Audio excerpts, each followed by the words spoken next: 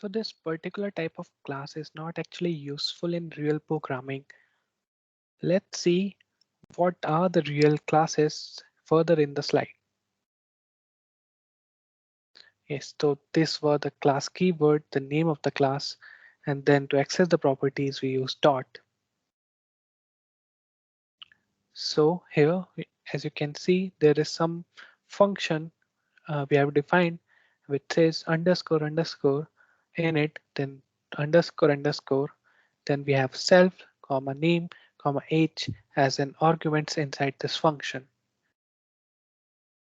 So this init function with a double score at the starting and the double underscore at the end is a constructor class.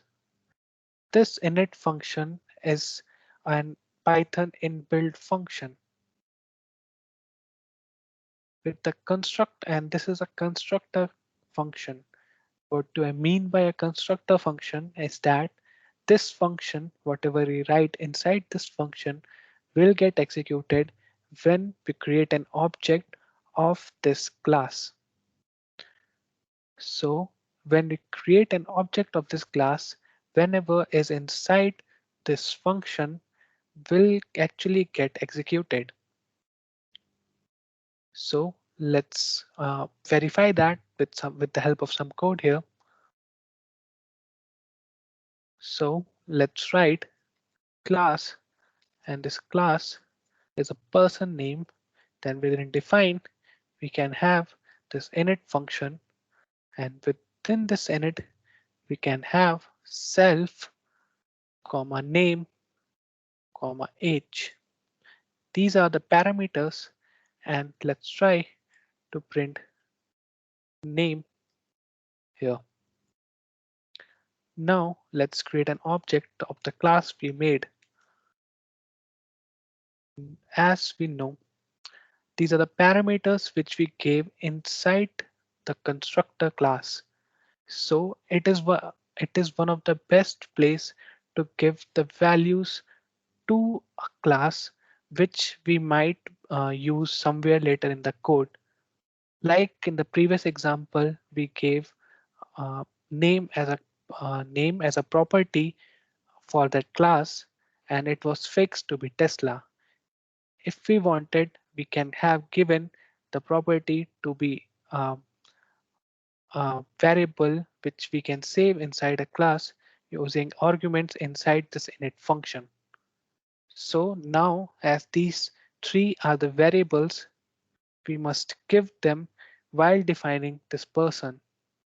So for so the we know the name can be given as name is equals to maybe where, then age is equals to 22.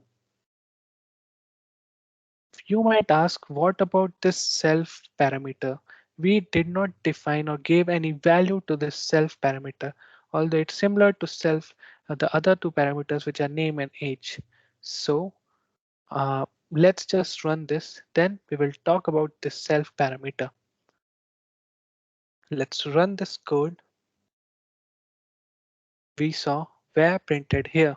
This is because we are printing name inside this function. So this verifies that whenever an object is created, then this function is called, as it is the constructor function. Now let's talk about the self part here. So what this self does is it actually binds the arguments which we are giving as an inside the constructor of this class, and it binds those arguments and saves it for later use. And how we can do that is using self, then use a dot, and then we can give a variable name, maybe my name. And this is equals to the name parameter, or sorry, the name argument inside the function. Similarly, we can save the age as my age equals to the age parameter. Now this self keyword which we used at which we gave as a first parameter to this constructor function, then we used the self dot, then the variable name, and then we saved the value of whatever variable which we wanted. In this case, we are saving the name and the age inside the parameter called my name and my age. So why do we need to save it is the first question. So we need to save these arguments, the name and the age, because the idea of creating a class was to store the information all together in one place so that we can use them later on and we don't need to search in a different areas. So while making a person or while making an object of me, we gave this information, and then if we want to have another function which does like greeting the person, we can write that function inside this person class, and then we can use this name and age parameter. We don't have to give this detail every time, just we can give it once and we can use it all the time inside this class. And to use it, we need to save it, and we save it inside a self using self dot my name as a variable name. Let's see how we can do that. If we want to use these variables inside another function, let's say uh, greeting,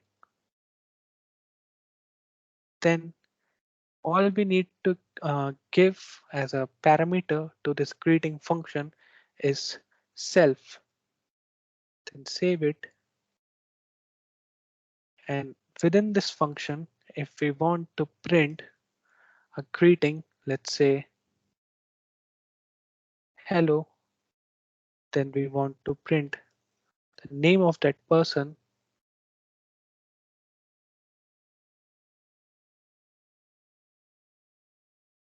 We can do like this.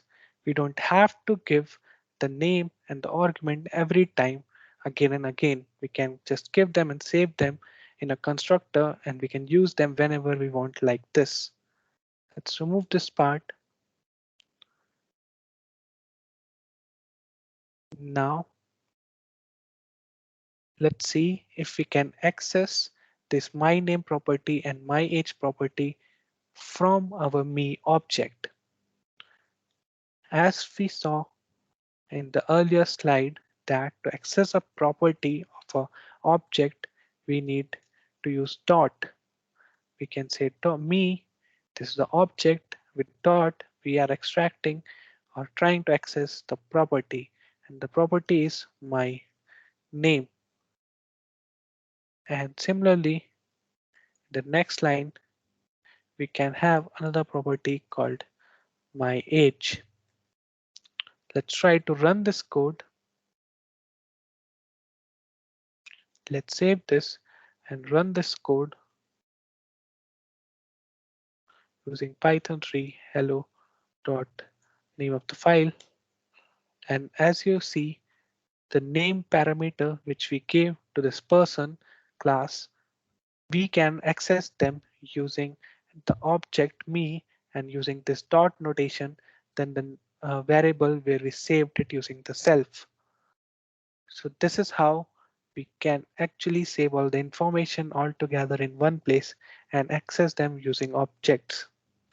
Let's get further with our slides. So the init was the keyword for the constructor of the class. Then we know about the self and why do we need it.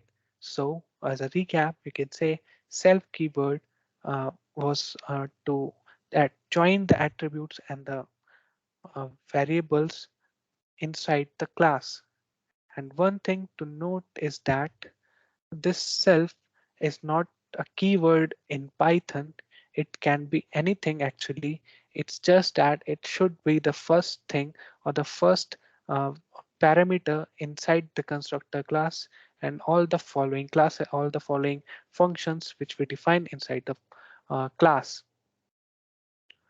But usually self is the uh, variable name which is used by most of the people. So it's just for a note, just remember that the self is not keyword. It's just the most popularly used variable.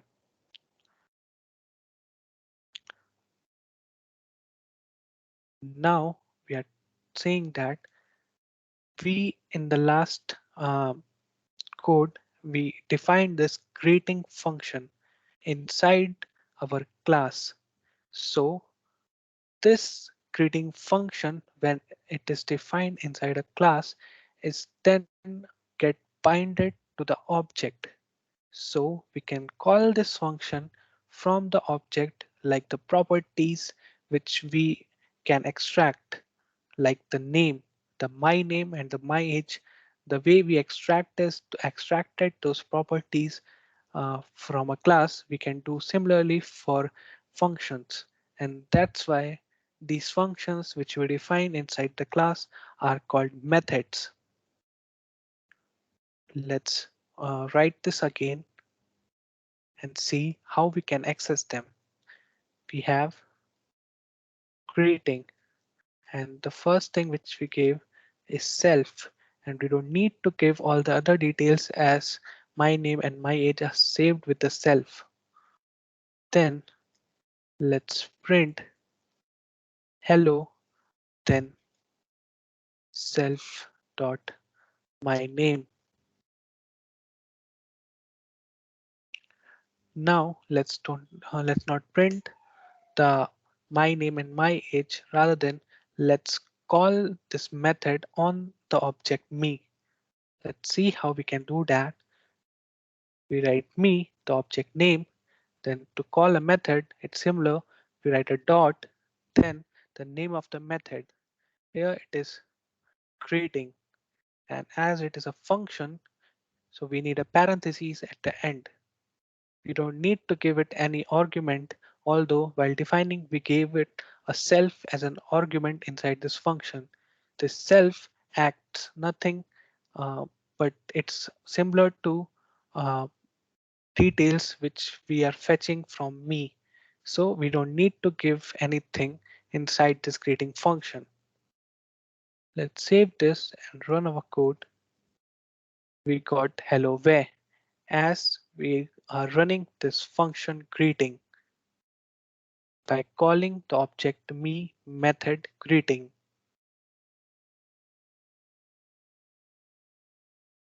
Similarly, if you want to give any value or the parameter to this method, you can do this while adding a variable here, then giving that variable here like 1. We can give it 1. Although while defining we have two variables inside the greeting, but the self variable is taken from this object directly, and the next one, the x, that value will be equals to 1, which we are providing and keep passing it here. Let's try to print the value of x here to verify if it's getting 1 or not. Let's try to run our code, and we saw 1 here. So this is correct.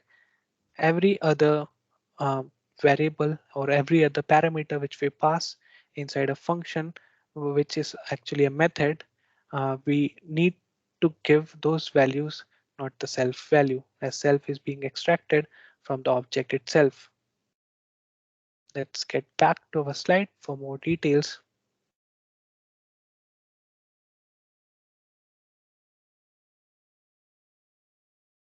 Python Dunders. Dunder method name is a common pronunciation for Python's built-in method name that starts and ends with a double underscore. So basically, all the inbuilt functions in Python, they start with a double underscore and ends with a double underscore.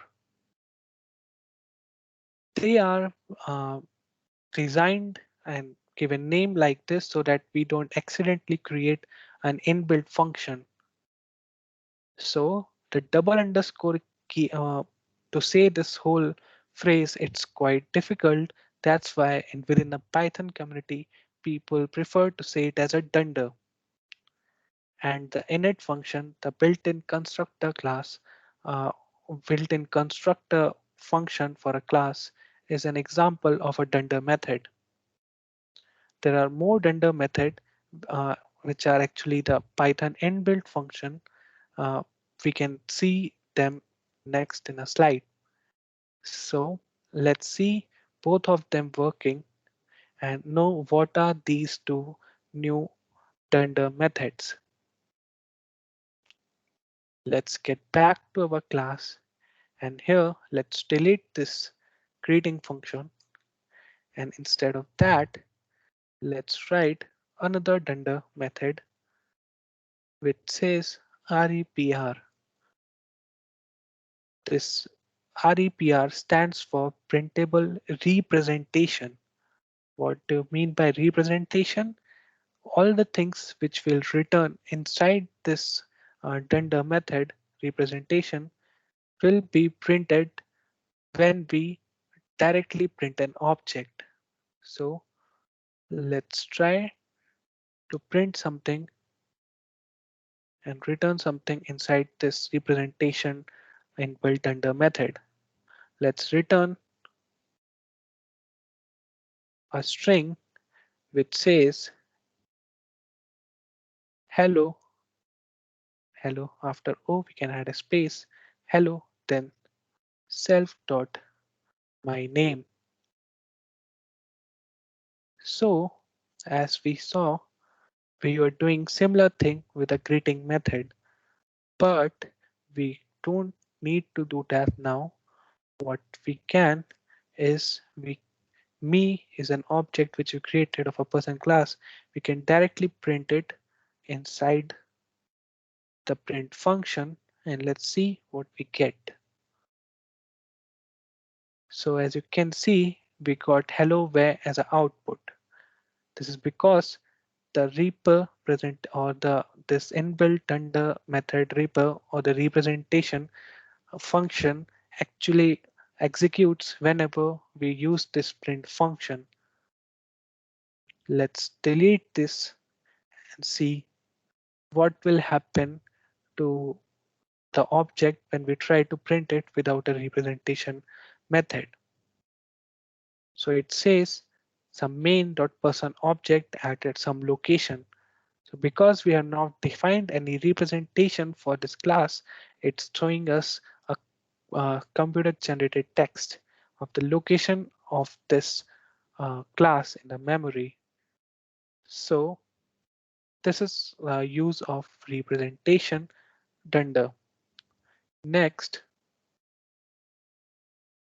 let's see what is this add and how we can use this add dunder.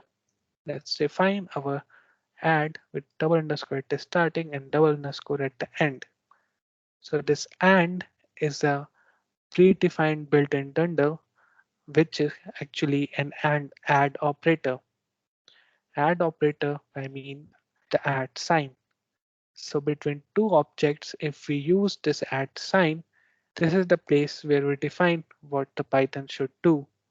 So as obviously while creating every method, we input the self, and because this will be working with other objects, we'll be adding to objects.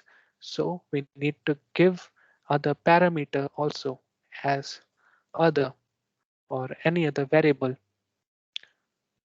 Let's define what should return when we try to add to objects of person type. While returning, we can say it to be, it can be our name and we can have a space between us, and at the end we can have other.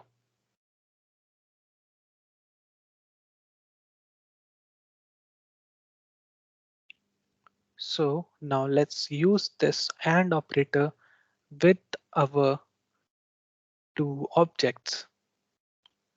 So let's try printing this. Let's try to save this value inside a string. So we can see we can use result string, and this is equal to me, which is a person type object. plus a string, which can be some text. We can say it text. So the plus operator right now is in between two different type of objects. One is a person type object and a text is a string type object. Let's see what this result string contains. Let's save it, run our code, delete this me printing part, and then see what our results are like. So we got where, then text. This is where we have used the plus operator, and this is the place where we defined what it should do when there is a plus operator with some other type of object. This is how basically this is another example of Dunder method and how we can use them inside of a class. Let's get back to our slide.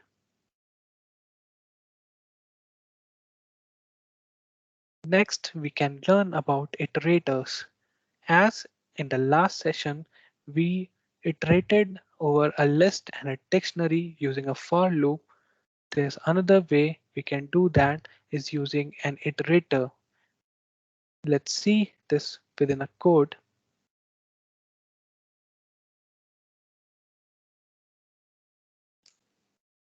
So let's first create a list which can be of elements A, B, C, and D.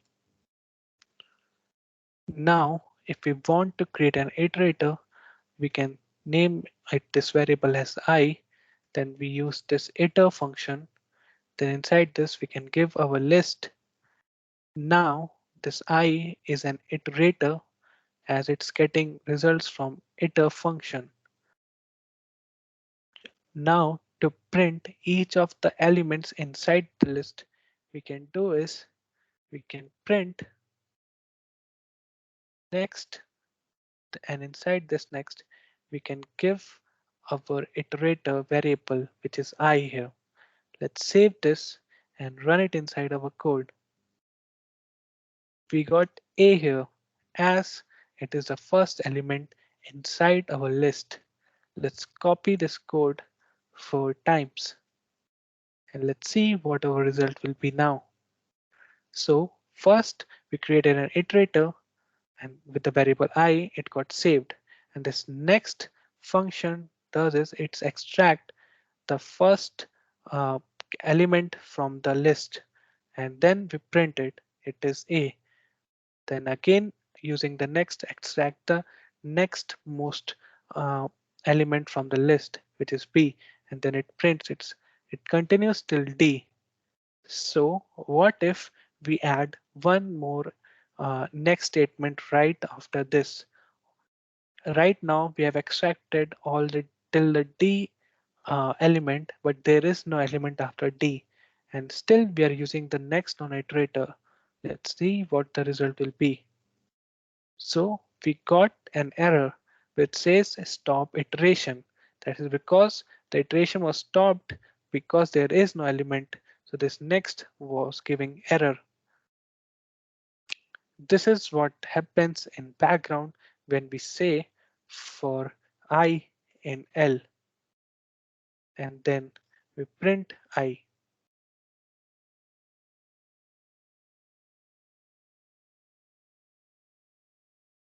Then run this, we get A, B, C, and D printed here. This is what happening in the background. The iterator and the iteration variable I gets the value and it stops automatically.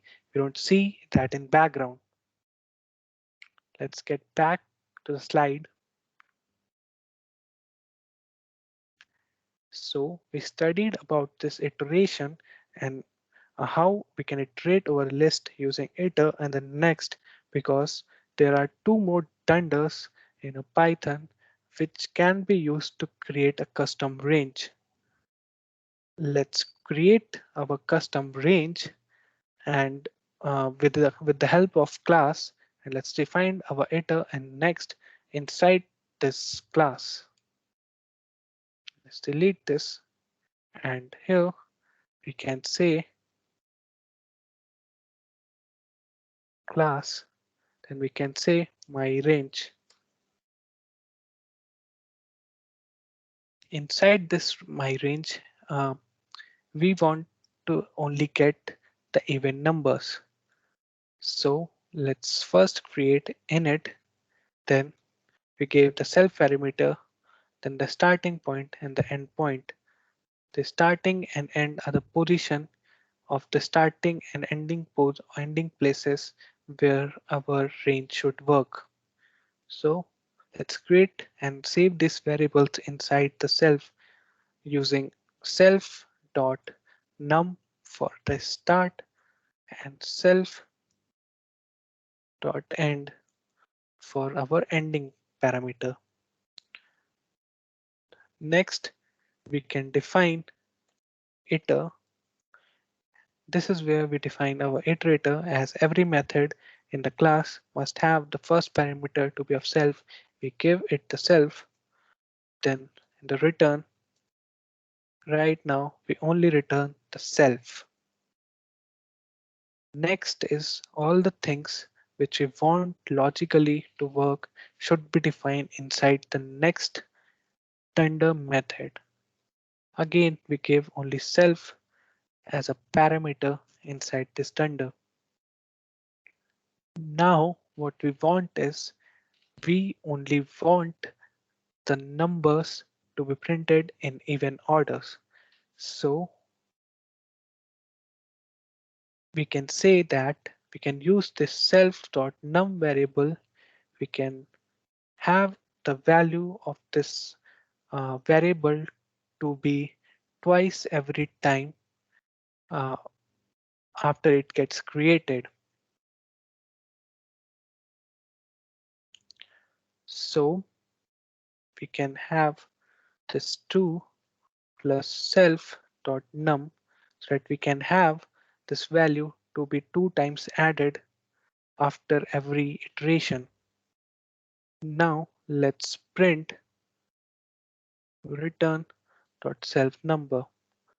What it will does is whenever now we'll have this range in every iteration, this is the number which will be saved inside an iteratable. So we have created an iterator,